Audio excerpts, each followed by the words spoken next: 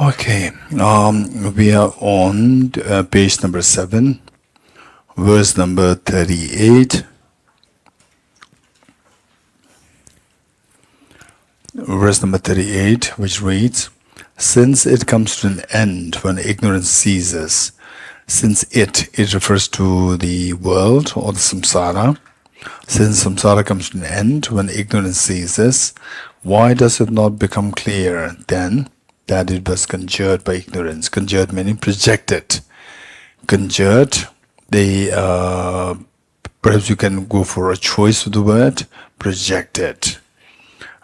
Conjured, kind of a connotation, yeah, is fine, but then the projected would be better. That was projected by ignorance, by dependence on cause and conditions. Okay, so so this connection, for this, and let us put it like this: the verse which Arya Nagarjuna taught, which we read so often times. Ceasing of karma afflictions is nirvana. Karma afflictions arise from conceptualization, which in turn arises from the elaboration, and the elaboration ceases through the wisdom of emptiness. Okay, can somebody help me identify where this verse is from? Where this verse can you identify from the book? 116.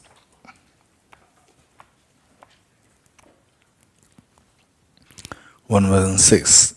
Thank you. 116. The verse number 5. Okay, so this book is being edited once more, and then there are little typos every now and then we see typos here and there. 5. Ceasing karma's afflictions, if possible, change a little bit. Ceasing karma's afflictions is nirvana rather than leads to nirvana. Ceasing of karma's afflictions is nirvana. Page 116, verse number 5. Ceasing of karma's afflictions is nirvana. Karma's afflictions arise from conceptual thought. These or you can say arise from conceptual thoughts. Thoughts, make it plural so that the pronoun will make sense. These arise. These meaning conceptual thoughts arise from mental elaborations of grasping a true existence, and the elaborations, and then again is a typo, cease. Elaboration cease by or into emptiness. Okay, this is very important now. This is very important, and now that we are already induced to emptiness to some extent, we will not find this too difficult, and also that we can see this is very practical in our real life. And once I explain this, what I would expect is that all of us to see if this is something which we can relate to a real life, to see how our emotions arise and how our miseries arise. Okay, in this verse, the mornings, or just now what we recited, ye dharma hetu prabhava. All these phenomena arise from causes, and then what? Ye dharma hetu prabhava. Hetum tesham tathagato hyavatat. The causes are taught by the Tathagata, right? So say what causes are is taught by the Tathagata. Tathagata meaning the Buddha. So what are the causes which the Buddha taught as a cause of the miseries? What are those things which the Buddha taught as a cause of miseries? So now we will explain this. So what the cause of miseries are, which the Buddha taught as cause of miseries, is what Arya Nagarjuna very clearly indicated in this 116. Which chapter is that? Chapter 18. Chapter 18, verse number 5. So this chapter 18, verse number 5, the detailed the causes of the miseries. And this is in great detail is taught.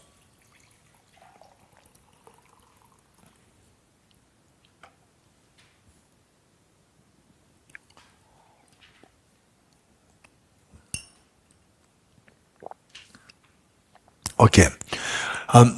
In this verse, we need to remember 5 points. The 5 points. Number 1. Okay, what's the first line? Ceasing karma's afflictions is nirvana. So what's the opposite of nirvana? Samsara. This is point number 1. Samsara. And then it says ceasing karma's afflictions is nirvana. Implicitly, the Arya Nagarjuna is indicating that samsara is the result of contaminated karmas. And the contaminated karmas is the result of the afflictions. 3. Let me repeat it. Ceasing karma's afflictions is nirvana. Opposite of nirvana is samsara. And from this first line, we see that samsara, point number 1, samsara, is the result of contaminated karmas. Contaminated karmas, number 2. Number 3, contaminated karmas are given rise to by afflictions. Number 3. And the afflictions are given rise to by, second line says, the karmas and afflictions arise from conceptualization. So this number 4, conceptualization, should be understood as, full form is, conceptualization of inappropriate attention. Conceptualization of inappropriate attention. Number 4. Inappropriate attention. In simple terms, you can just say inappropriate attention, but to accommodate the words of Arya Nagarjuna, we say conceptualization of inappropriate attention. Number 4. Number 5. The next line says, line 3 says what?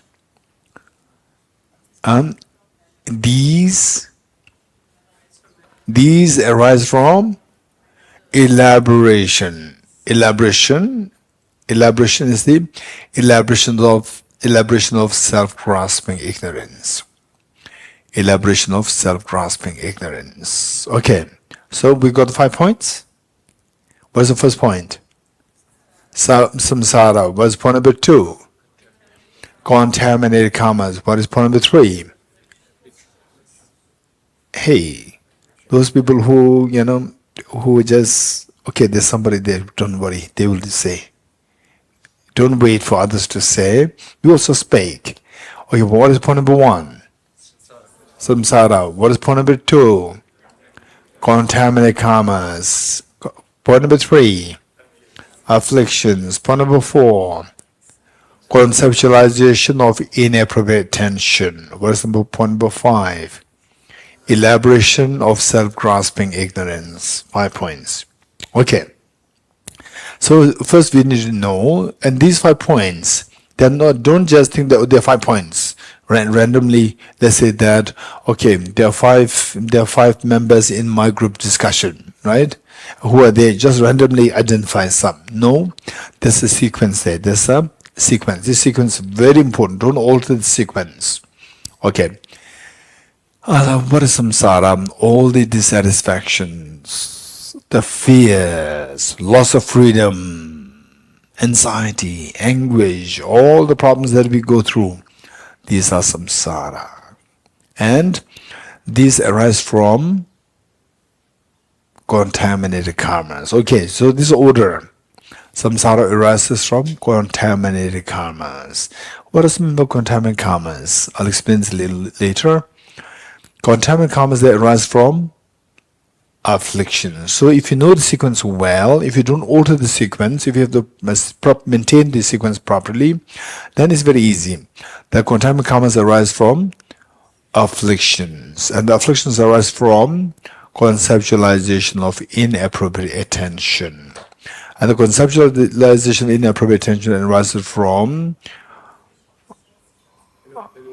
elaboration of self-grasping ignorance. Okay, there are 5 points. You're getting it? Now, let me explain each one of these. Okay, let's say that usually one example that I give is that okay,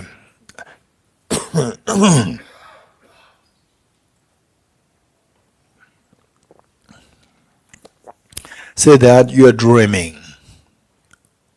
You are dreaming. And in the dream, right? In the dream, I pick up a mobile. Is a dream about a real mobile? Kunal? Dream mobile. I pick up a mobile in the dream. There's a dream mobile. And then you look at it, you see this as a mobile. Number one. Right? Number one. So now, say the, okay, first, let us not correlate with the 5 points. Let me just share the scenario, create the scenario, and then we'll correlate the two. You're dreaming, and you dreamt of being in a class, and I picked up a mobile. And you look at it, you see it's a mobile, number one. Then you look at it very clearly, you look at it very attentively, and you see this as, Domala, you see this as, okay, you see this as brand new iPhone 15 Pro Max, right? Oh, Domala was already there. When I said Pro Max, she said together, right? Okay, so what is that? You look at it very attentively, you see this as, and Domala is not so interested in mobile. I can see that, right? Brand new, repeat it, brand new iPhone 15 Pro Max. Say it again. Amazing. So you look at it very carefully. Number one, you see it's there's a mobile. Number two, you see it's not only mobile, it is brand new iPhone 15 Pro Max. Two. Then what happens? I want it. Geshe was kind. He would exchange my mobile with his mobile. He's kind. Geshe, can we exchange our mobiles? Can we exchange our mobiles? And Kunal said, no, Dharma, I said it already. I told Geshe already before I entered the hall. I already told him, right? Okay. So you have attachment to the mobile and aversion to Kunal. You getting it? With this, what happened is that two of you have a fist fight. Right? With the fist fight, then the police comes. Police take both of you behind bars. Okay. So, what is behind bars? Prison. Prison is not a good place. Samsara. Then your mother was calling. No phone picking up. Right? And then called the office. Hey, what happened to our daughter, Rama? Right? Oh, unfortunately, she's taken away by the police. The poor mother comes. You went to emptiness class. Why did you end up in prison? What's your response? Number one is prison, samsara. Why do you end up in prison? Why? Because of the fight. Fight is action, karma. Right? It's action. Right? It's not a good karma. It's a negative karma. Right? Okay, karma. Why did you fight? You are a good girl. Why did you fight? Huh? Because of my attachment to iPhone and aversion to my competitor Kunal, right? Aversion to Kunal, attachment to mobile, these two are afflictions. Afflictions. Why are you attached to the iPhone? Why are you attached to this mobile? You already have a mobile. What do you say? It's don't make it very boring. Because it's mom. Hey mom, this is not just ordinary mobile. It's a brand new iPhone 15 Pro Max, right? Okay, are you sure it's a mobile? Right? Yes, of course it's a mobile, right? Real mobile. Okay, is it real mobile or dream mobile? Dream mobile. You're getting it? First, everything started from seeing the dream mobile as a real mobile. Okay, let's see. First, you end up in prison. This prison because of your fight. Contaminated karma. Karma means action. Contaminated karma. Why did you fight? Because of the attachment to the mobile and aversion to a competitor. Afflictions. Why did the affliction? Attachment to the mobile? Because of I see the mobile is extremely good one. Right? Extremely good mobile. Then are you sure is it really mobile in the first place? Yes, of course it's real mobile. So, in reality it's not real mobile. It's a dream mobile. Seeing the dream mobile is real mobile. So now, so tell me, if you don't want to enter into this prison, what should you have done? If you did not want to be in the prison, what should you have done? You should not have fought. You should not have be in a physical fight. Okay. If you did not want to have the fight, what should you not have done? You should have stopped the attachment to the mobile. If you wanted to stop the attachment to them, what should you have done? You should not have exaggerated the quality of the mobile. It's expensive. Right? If you don't want to exaggerate that, what should you have done? You should not have seen the dream mobile as a real mobile. You're getting it? So what's the root of all the problems? Finally, this problem that you had about prison, the ultimate problem root is what? Seeing the dream mobile as real mobile. You're getting it? Okay. So let's say now there are 5 points there, and with 5 points we studied with Arya Nagarjuna's verse, we will try to correlate. Okay. Seeing the dream mobile as okay, first, being in the prison is samsara. Then the fighting with your competitor is contaminated karmas. And the attachment to mobile aversion competitor is afflictions. Then exaggerating the quality of the object is inappropriate attention. Then exaggerating the object. There are two things. Exaggerating the object and exaggerating the quality of the object. These two are different. You getting it? Say, just the dream mobile as a real mobile. This is exaggerating the object. Then you exaggerate the quality of the object. That this mobile is not only mobile, it's a very expensive mobile. You exaggerate the quality of the object. You getting it? Say one, you exaggerate the object, and then you exaggerate the quality of the object. Exaggerating the object as objectively real. That is self-grasping ignorance. Exaggerating the quality of the object. That this objectively existing mobile is very expensive. That is inappropriate attention. You getting it? Okay.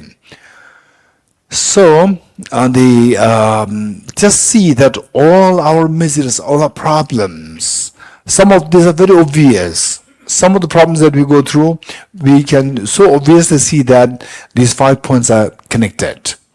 But for example, like your aging, your death, how they're connected with these 5 points, we may find it a little difficult. But they say number one. So now the reverse way. Reverse way, self-grasping ignorance giving rise to the exaggeration of the inappropriate attention, giving rise to affliction, giving rise to karma. So till this point is very obvious. This is very obvious. This is how our mind works. You're getting it? This is how our mind works. How our mind is so gullible to the emotions. So weak, so vulnerable to the emotions. This is how we work. So if you don't want to demonstrate that our mind is gullible to the emotions, then what should we do? We should stop the exaggerating the qualities of the object. Right? Exaggerate the object is so good, exaggerate the object is so bad. Right? Okay. So this is something after studying emptiness. Studying emptiness, right, it is a very high level. And we all have the capacity to understand this. We all have the capacity to understand this. But only things that, as Arya Nagarjuna warned in this text, that don't just jump this. Study this, very important. Study this. Meanwhile, take the steps, proper steps. Like what steps? Let me give an example. This is so important for all of us. You, me, all of us. This is so important. let's say that the how many of you have seen, say, the very ferocious waves of the ocean? Ferocious waves of the ocean. Raise hands. How many seen that? Okay, good. And the water of the ocean, which manifests in the form of the ferocious wave, the water is, I don't know, very clean, but very clear. Very clear. How many have seen a very clear water and manifesting in the form of a ferocious waves? Raise hand. Sometimes the water is very dirty, murky. That's a different story. Very clear water. Whether it's drinkable, not drinkable, I have no answer. But at least they are very clear water. Clear doesn't mean drinkable. Very clear water, and then manifesting in the form of ferocious waves. How many of you seen such things? Raise hands. Brazil, you have never seen, not necessarily ocean, anywhere. Ocean, sea, even in what, lakes also, you've seen? Raise hands. You've seen. How many have never seen such things? Ferocious waves. Okay. You have seen ferocious waves on television? On television? Yes. Okay. And then the, okay, let's say that, in fact, I personally, this is the first time that I saw the ferocious wave where the water is so clear. Actually, the water is so clean meaning clear, and then when it becomes very ferocious, what's the color of the ferocious waves? Murky? Murky white. Milky white. Milky or murky? Okay, milky white. Wow, Sherry Pema is amazing. She can understand, everybody. Okay, I thought you were saying murky. Okay, the point is that the is milky white, and this is what Sonam says is correct. Although the water is very clean, but when it takes form of the very ferocious fossil wave, it takes the color that you see is a milky white, whitish. You getting it? Say that the if you want to see the clarity of this water, if you want to see this clarity of the water, this ferocious wave should subside. You agree with me or not? Number one. Once the ferocious waves subside, what happens is that once the ferocious waves subside, then there are bubbles inside the water. Small bubbles. So, to see the real clarity of the water, even the bubbles should subside. Yes? Number two. And once the bubble subsides, then the sediments, subtle, the sand particles, they will be there. These should subside if you really want to see the purity of the water. Yes? Good. Once the sediments subside, then there's a very subtle wave current inside, not the surface. Inside, the wave currents are there. Wave currents will again hamper you in a very subtle way to see the true purity of the clarity of the water. Yes? Okay. Once there's very subtle wave current of the water inside, so how do you know that there's wave current inside the water? How do you know that? No, that's very gross. Very gross. How do you know that the currents are there? Yes. You say deep inside, you put some paper or whatever which can remain suspended. Then you see that the paper will move. You're getting it? The paper move. And even the fish inside. Some of the fish, their movement is so agile, it creates a current, not creating wave on the surface. But it can create a current. Because of the movement, the current is created. Not electricity. Current meaning some force is created. Okay, some movement is created there. So that should subside. So how many things are there? Ferocious wave, bubbles, sediments, current, and then finally the purity comes out. You're getting it? Say, if you really want to see the true nature of your mind, true nature of mind is the pure clarity of the water. That is a metaphor for the true nature of mind. If you really want to see that, then the ferocious wave should start. Anger, attachment, craving, jealousy, competitiveness, competition, all these things must stop. If you don't stop this, no matter how much you practice wisdom of emptiness, you will never see the true nature of mind. You will never see that, because the mind is in the form, the ferocious form. You cannot see the true nature of mind, number one. So the number one, samsara is a resultant state. Now it's because of the ferociousness of the mind. That is a contaminant karma. That must stop. You're getting it?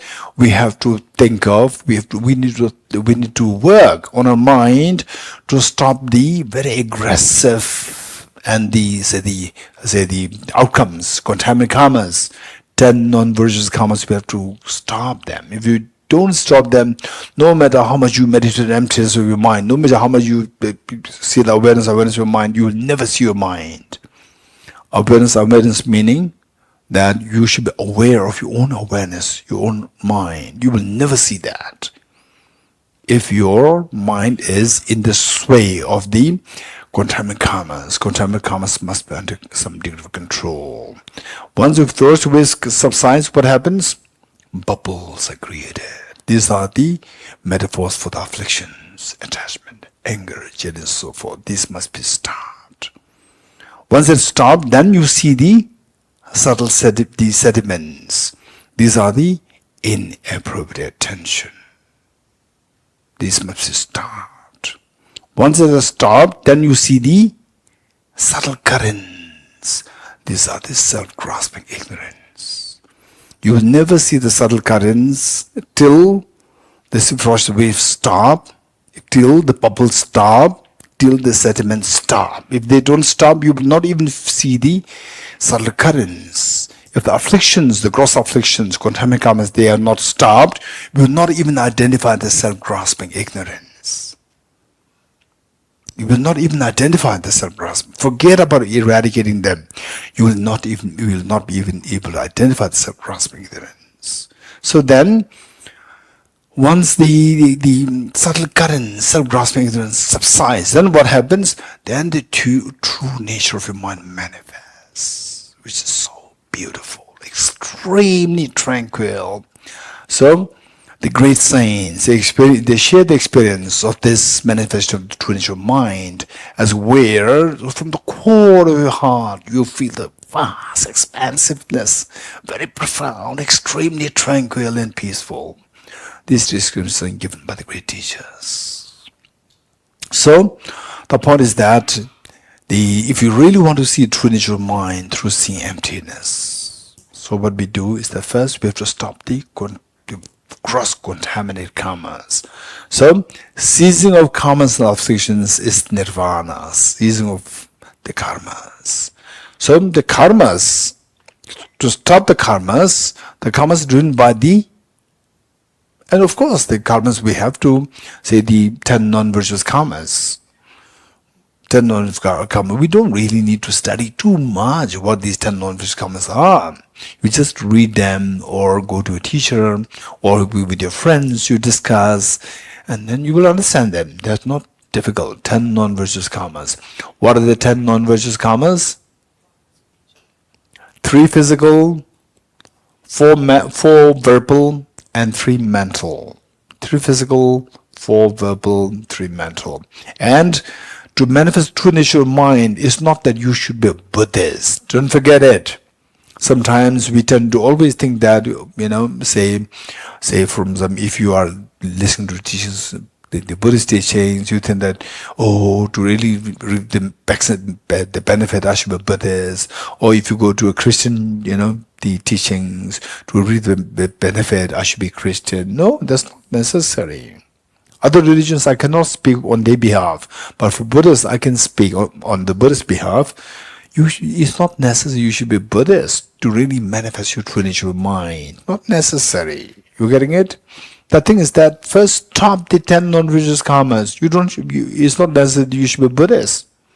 Stop the 10 non-virtuous karmas. 3 physical, 4 verbal, 3 mental. And there are many non-Buddhists, atheists, who stop these 10 non-virtuous karmas. They see that these 10 non-virtuous karmas are really the deplorable. What are the 3 physical? Hey, what are the 3 physical non-virtuous karmas? Stealing, killing, sexual misconduct. They're all considered bad, even by law.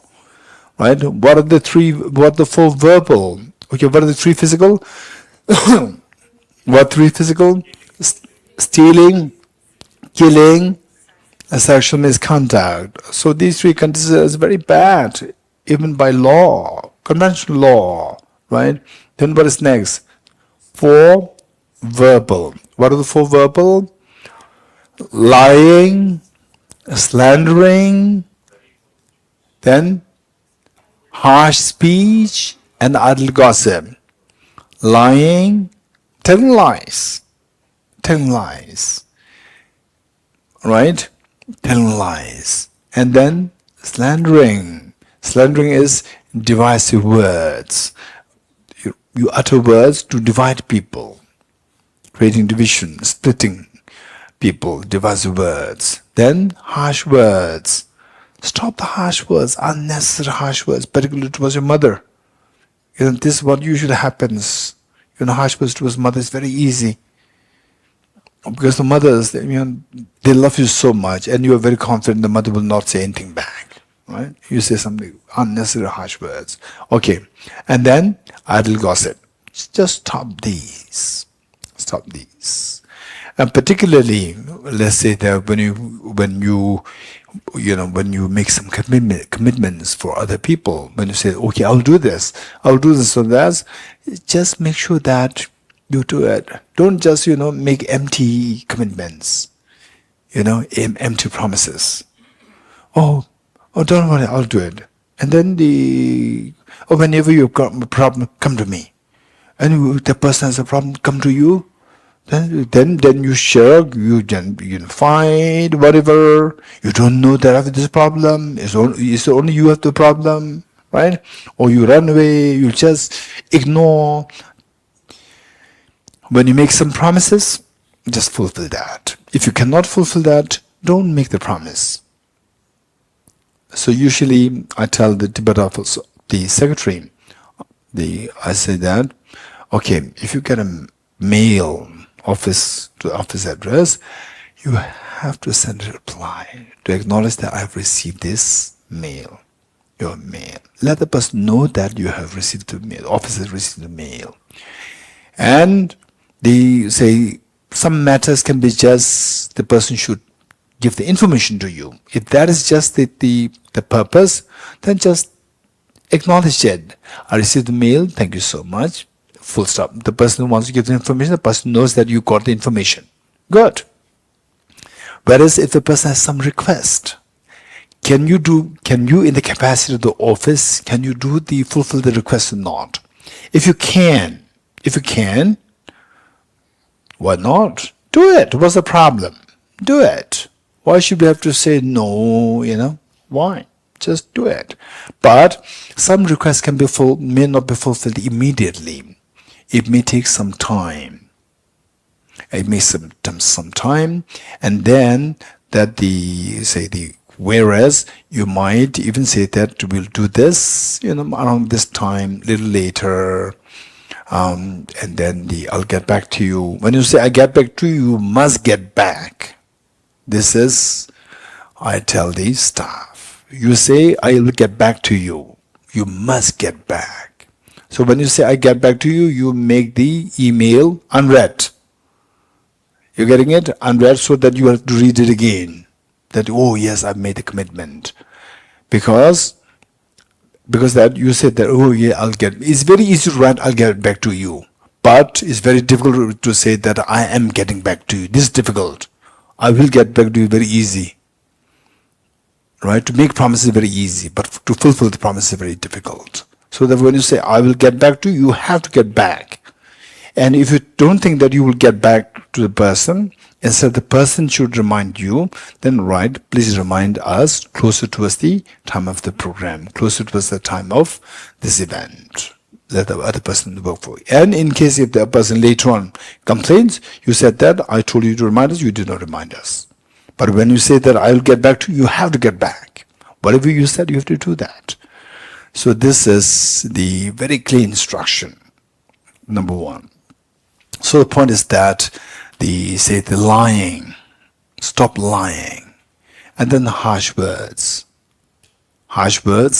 slandering, idle gossip. Okay, then the three mental. What three mental?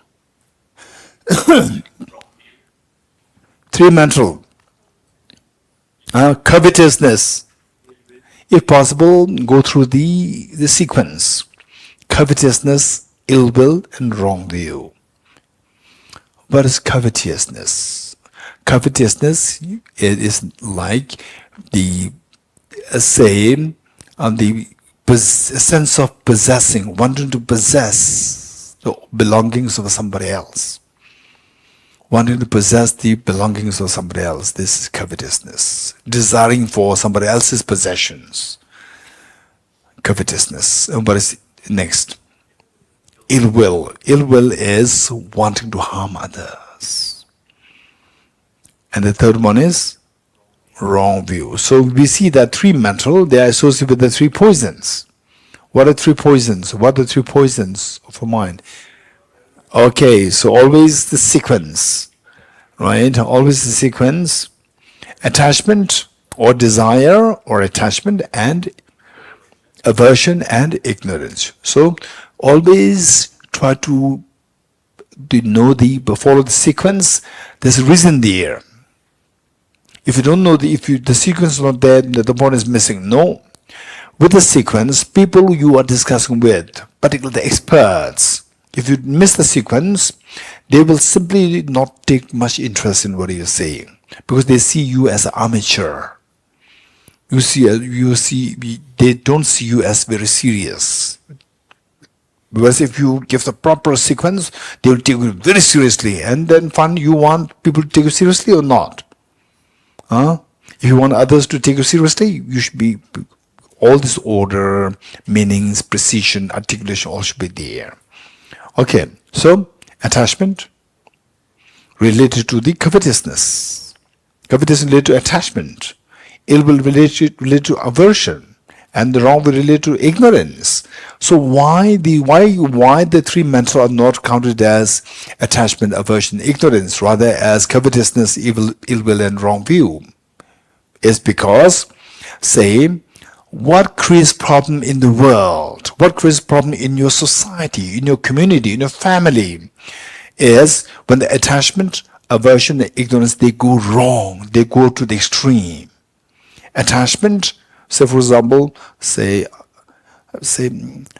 today I'm desirous of tasting cheesecake. What's wrong in the conventional sense? Of course, in terms of nirvana, Buddhahood, these are to be curbed. But in the conventional world, today I don't have any, appetite for other food, other thing, I like to have a cheesecake. You like to taste cheesecake. This is desire, but it's not covetousness. Desire in general, in a conventional sense, desire, when it goes to extreme, then it can create problem. You're getting it? So the covetousness is desire over the possessions of others. Then the problems happen. You're getting it? Then the stealing happens. Then the cheating happens. All these things happen because of desiring for the possession of somebody else. This is a huge problem. Huge problem. So therefore the Buddha taught 10 non-virtuous karmas, non-virtuous actions. One is the covetousness. Then next is ill will. It's not just aversion. I don't like this person, I don't like the neighbor. No, this will not create much problem. Your liking is there, your disliking is there. But I must see how to create problem to this to this my neighbor. So wanting to harm others, that is one which creates problem in the community. And then wrong view. Wrong view is the disbelieving in the law of karma. When you don't believe in the law of karma, finish. That we tend to engage in all the non-virtuous actions very freely. So these are the 10 non-virtuous karmas. We have to stop them. To talk about emptiness, wisdom of emptiness, bodhicitta and so forth. First thing, we see if we can practice the 10 virtuous karmas. If we can refrain from the 10 non-virtuous karmas, just try that. Just try that. In a real life. In fact, the point is that if you practice this, then we see that our life becomes more beautiful. People will start trusting you. And then your life, unnecessary aggression will stop. Mental wandering, restlessness will stop. Then the next is contaminant karmas stop. Virtuous ways stop. Then the bubbles you saw. What are the bubbles? What are the bubbles? The afflictions, right? Gross afflictions, like attachment, anger, jealousy, and so forth. So these are the gross afflictions. How to mitigate the power of these gross afflictions? Gross afflictions, we identify the gross afflictions. For example, when you are angry, you identify yourself angry, and then think of the demerits of the anger, right? So when you're happy, don't make promises. When you are angry, don't take decisions. What did I say? When you're happy, don't make promises. When you're angry, don't take decisions. You getting it? Okay. So the same with the anger, your sense of judgment disappears. Your proper sense of judgment disappears. Then decisions that you take can be extremely radical. For example, let's say that the Hamas in Israel, how they started it, they made a wrong judgment, all of anger. So first, even if I would totally disagree with any form of violence. In fact, there's many Israelis who support Palestinians. My friends are there. In fact, she was so courageous to take the Palestinian small children, and they were totally they were told they have poverty, diseases, illnesses. So the Israeli ladies, they take them, these Palestinian boys and girls, small boys and girls, and to the Israeli hospitals, treat them, put them back, and even if say you are angry, let's say if you have a proper judgment, okay, if you start the savage attack, then what will they do? They will attack my people. Do I like this or not? Can I defend my people or not? All these calculations should happen. This did not happen. Why this didn't happen? Because of the anger, acute anger, you lose the sense of judgment. To be very honest, His Holiness the Dalai Lama is very different. His Holiness encouraged the Tibetan people, don't resort to violence. No matter what, don't resort to violence. And Tibetan people, they are not enlightened. They're as ordinary as other people. And just as people from other countries, they have a patriotism, want to fight, die for one's own country. Tibetan people also are like this. But why Tibetan people, they don't resort to violence? It's because of the sheer advice of His Holiness the Dalai Lama. Otherwise, Tibetan people also, they are in this world, in the Tibetan people, even today, among the Tibetan people, they are who wanted to resort to violence against CCP. Yes, they are.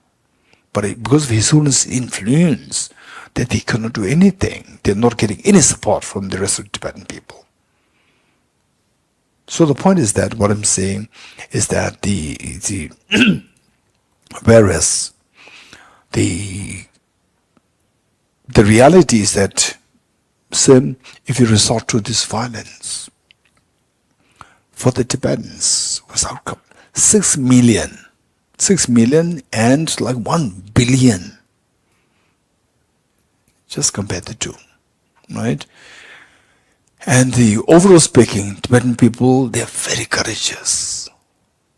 They're very courageous, overall speaking. But His Holiness doesn't want to demonstrate their courage into violence. His Holiness doesn't want this.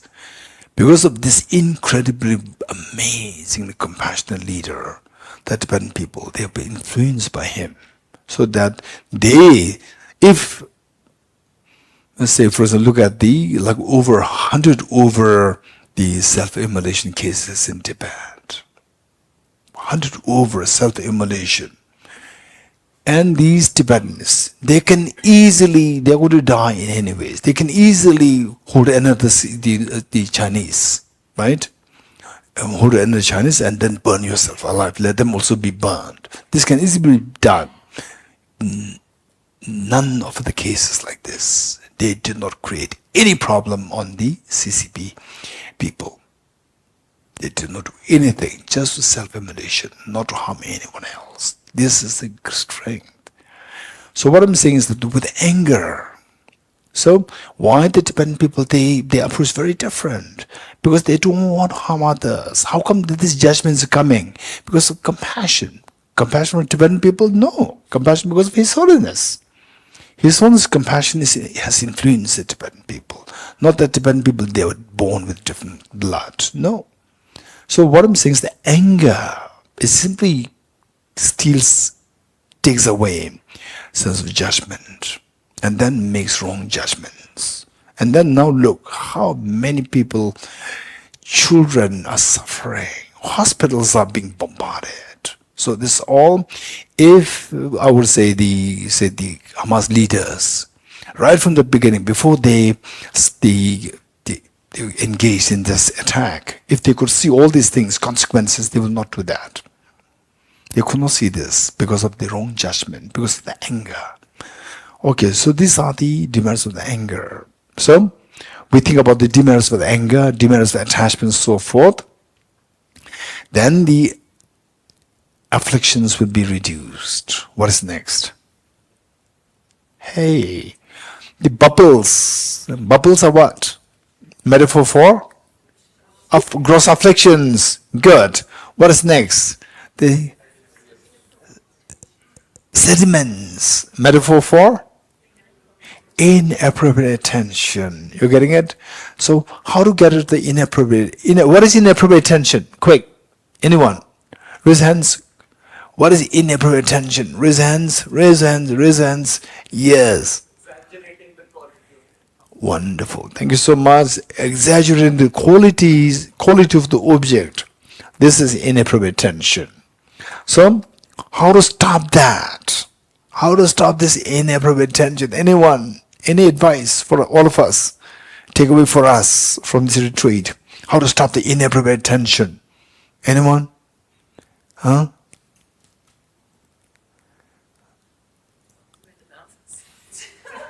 Oh. Okay, anyone?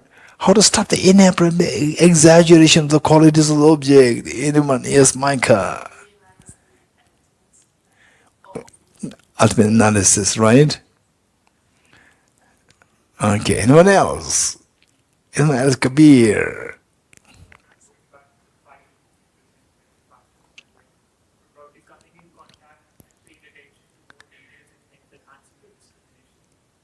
So how does it help to mitigate the inappropriate attention?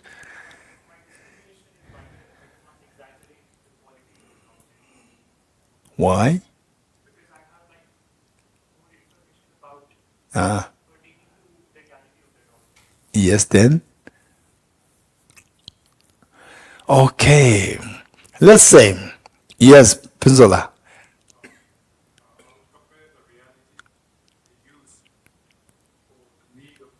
Can you give me a concrete example?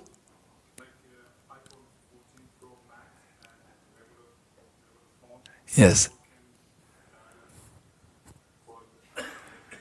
Oh, which means Pinzola doesn't know what is iPhone 15.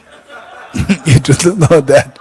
You think the iPhone 15 is just for you dialing, right? No, you do not know it, right? Okay, so young people will say, okay, Professor, you're not from our generation, right? Okay.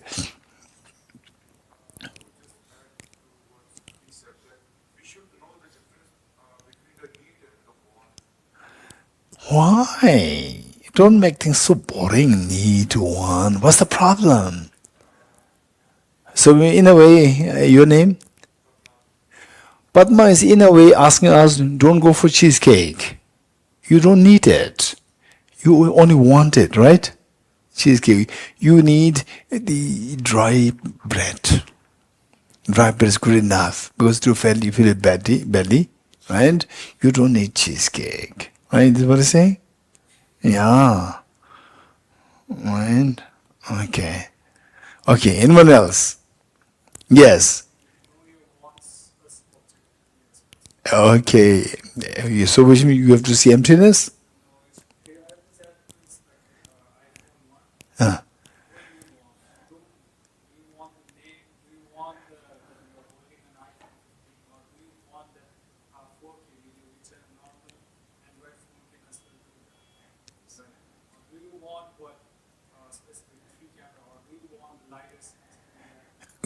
We want what you want is that if you can ask the people who are expert in iPhone 15, then they'll give the answer, right?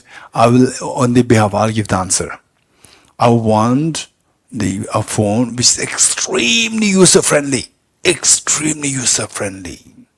right? Samsung fails. If Samsung fails, others all fail. iPhone is amazingly user friendly.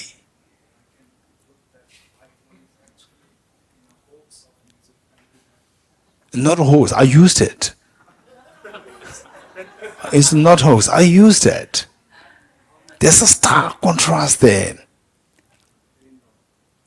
Of course, it is complained. Samsung also has complained. Why people not complain is because the cost is much less than iPhone, so they don't complain. If they complain, then the Samsung person will ask you how much did you pay? Did you pay as much as iPhone? If you say no, then sorry, take it. Alright? iPhone, you can complain. You getting it? Okay. So only today Micah is with me. She's so happy. It's like going to the restaurant and you buy something like it's very cheap and it's not good. It doesn't matter. It was only like 100 rupees, but if you pay a lot, it's like Yes, yes. Only today she's with me. Otherwise, she's always away. Right. Okay, good. So how to stop this inappropriate attention? This is the question. Okay, to save time. Inappropriate attention is the exaggeration of the qualities. You're getting it so bad, so good. This is the exaggeration of the qualities. Okay, so what is marketing? Right? Say, earlier when I was little, right? Not too little, I did not really even, I cannot even see the black-white television, right? So that was, maybe I was when I was 15, 16, say, advertising, you tell me what is that? Advertising detergent, a particular detergent, right? And you say pick up in the advertisement television, what it shows is that you pick a very old shirt, dip in this water with the detergent, and a new shirt comes out. Brand new shirt comes out, right? Wow, that's amazing. That's amazing. Then you buy this and you put your old shirt there. New shirt doesn't come. Right? So why did you buy this? Because I thought that old shirt, new shirt comes out. Right? It doesn't happen. You don't know that? You know, this is what is shown there. I thought it's true. This over-exaggeration, exaggerating the quality of the detergent. You're getting it? So this is the inappropriate attention. So deliberately, these people in the companies, they are so expert in this psychology, right? They know that the people are so gullible to the inappropriate attention, gullible. So they use this weakness. And you advertise more. Wherever iPhone, or say Samsung. What is Samsung? S what? S23. Then this craving will keep increasing. Samsung 23, right? And then if your marketing is so good, right, you do it in such a way that iPhone is not really heard of. You always hear Samsung 23, and then Samsung 23 and iPhone comes, rate is similar, you go for this Samsung 23. This is marketing. They are deliberately activating your inappropriate attention. You getting it? Okay. One. The next is what is that? Say the people, what is that? Instagram, then Reels, right? What is happening is that, wow, right? Like this, so nice, amazing, delicious food. Even the food is not really delicious. They do all the filters. Wow, it's amazing. Where are you? Right? I am Switzerland. I am this. Or you give a very different name. Just give a different name. Oh, this place must be extremely beautiful. I can see that. And you also look very different. You look so beautiful. You're so fair. Fair and lovely, right? Right? It's amazing. Where are you? So, there was many years ago when all these filters, they were totally non-existent in those days. So in those days, from Tibet, the Tibetans refugees come. In those days, they can come. New arrivals, they come. And then some of the monks in Drepung, in my monastery, there's one place next to the library. There's one place which is, you go there, it's just a simple place. But there's a flower there, it's a little roundish, and some of the monks, they deliberately go to take photograph there, and they send the photograph to Tibet. And then, wow, right? It's so beautiful.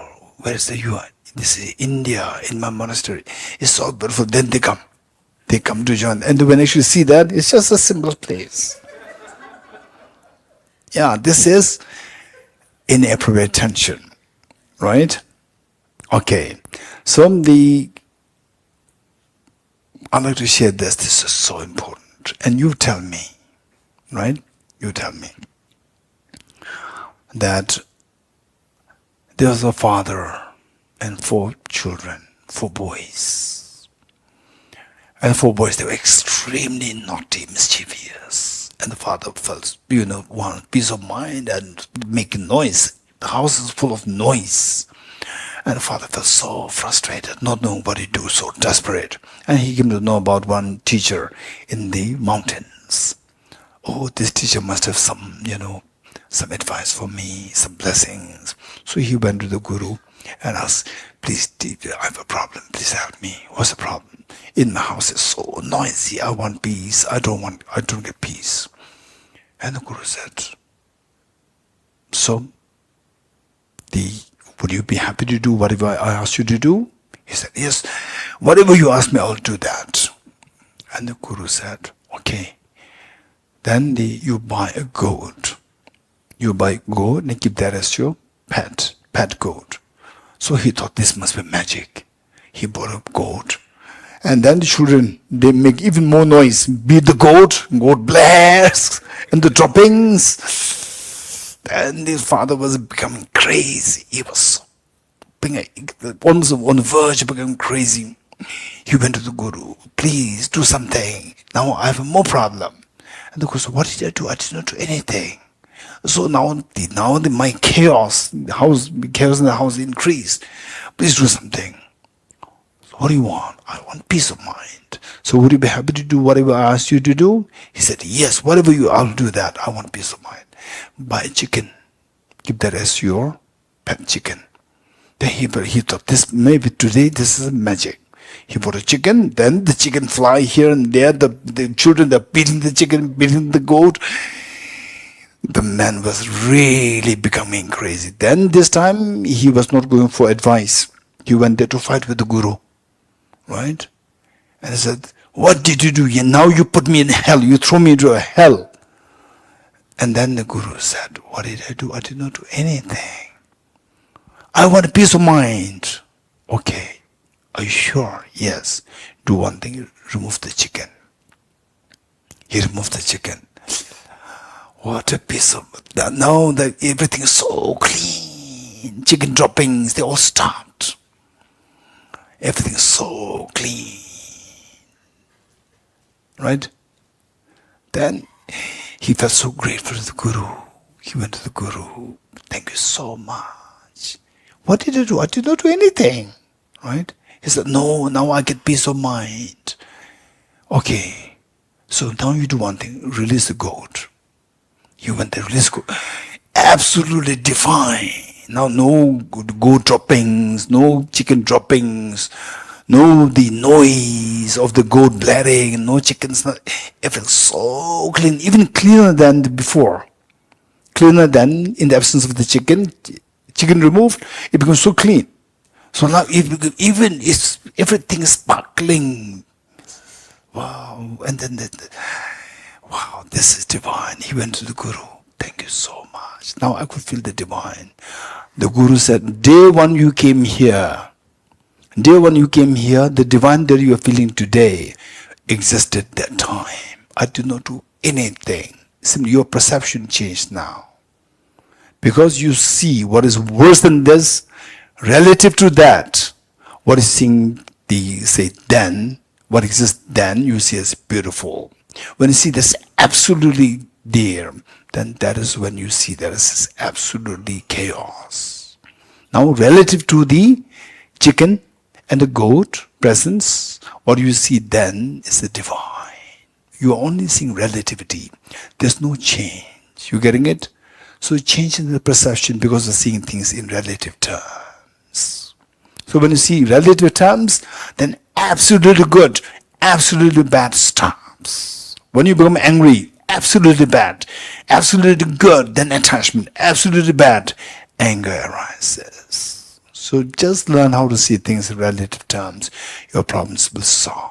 That is, to stop the inappropriate attention by seeing the relativity of things. Okay.